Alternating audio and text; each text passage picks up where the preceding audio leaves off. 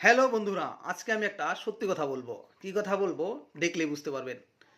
ধরুন আপনাকে কেউ জিজ্ঞাসা করলো যে আপনি কি কাজ করেন বা কি করেন? ধরুন এভাবে বলল, "দাদা আপনি কি কাজ করেন?" তখন যদি আপনি বলেন যে আমি একজন মিস্ত্রি কাজ করি বা অমুক কাজ করি, তাহলে সেই হিসাব মতে আপনাকে কি করা হবে? সম্মান দেওয়া হবে। যদি আপনি বলেন বিজনেসম্যান বা কোনো সরকারি চাকরি করেন, তাহলে আপনাকে সেই হিসাবে সম্মান করবে।